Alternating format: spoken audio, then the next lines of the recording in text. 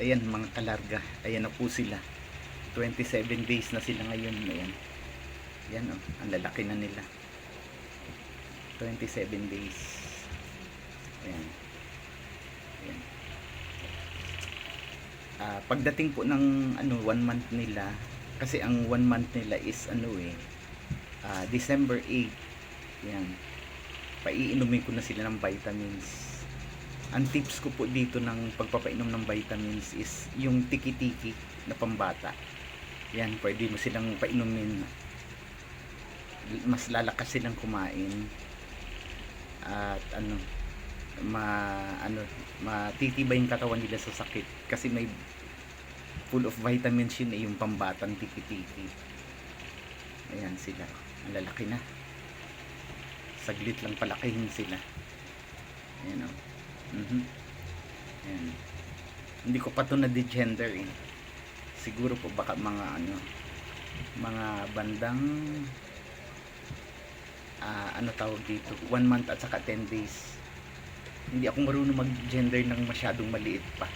Hindi ko matrace kung babae o lalaki, parang parehas. Ayan po sila oh. Yan ang cute. Yan.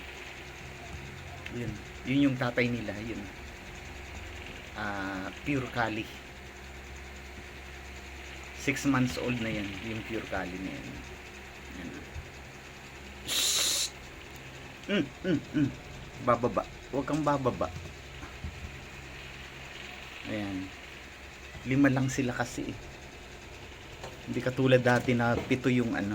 Kaya lang namatay yung isa. 7 na rin lang siya. Ayan po. Cute nila. Ayan. Ayan.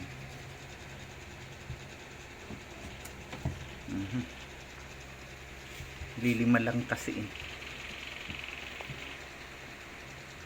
pero okay na din kasi po the more na na tawag dito, sobrang dami, talagang pumapayat yung nanay, sobrang payat sa dami ng dumidede, kaya okay na yan, 5 na yan at least.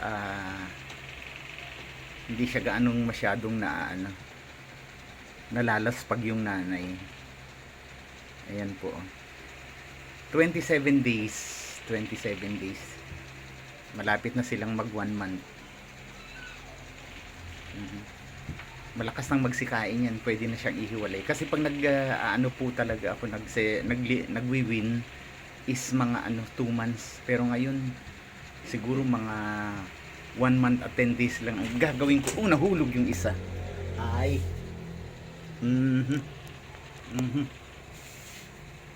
Kulit Kulit. Kulit ka ha. Ang kulit nitong isa na to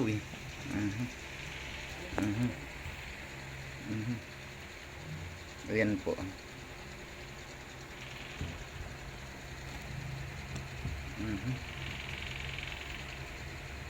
Ayan po sila.